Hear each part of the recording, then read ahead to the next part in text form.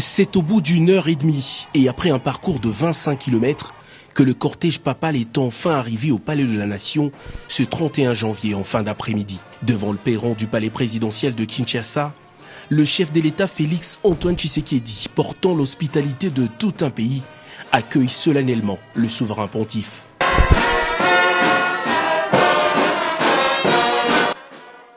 Symbole d'une parfaite relation entre Kinshasa et Vatican, les hymnes de deux États seront exécutés et les deux personnalités vont même saluer leurs délégations respectives.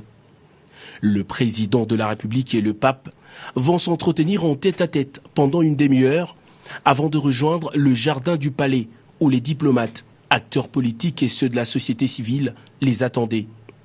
Le président Tshisekedi, qui prend la parole en premier, étale sans langue de bois les défis sécuritaires, économiques et environnementaux auxquels est confronté actuellement le pays. Le président l'a dit avant de boucler son discours et le pape le sait pertinemment, sa visite revêt une tunique aux couleurs d'espoir. Dès les premières lignes de son discours, le Saint-Père dresse un tableau sombre des atrocités et de multiples formes de violence que subissent les Congolais, pourtant toujours déterminés, à l'image du premier d'entre eux et chef de l'État, à préserver leur intégrité territoriale.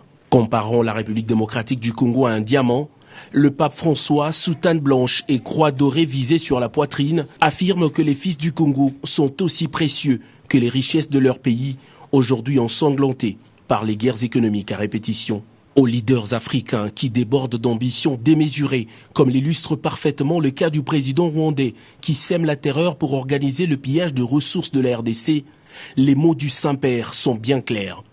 Retirez vos mains de la RDC, cessez d'étouffer l'Afrique. Elle n'est pas une mine à exploiter, ni une terre à dévaliser, a dit le pape François. Le souverain pontife, qui a appelé le Congolais à se réconcilier, a également invité les membres de la société civile et autorités du pays à promouvoir une transparence cristalline et un état de droit à l'image de ce géant de l'Afrique centrale, au potentiel d'un continent. Au crépuscule, le Saint-Père a quitté le palais de la Nation pour sa résidence de circonstance.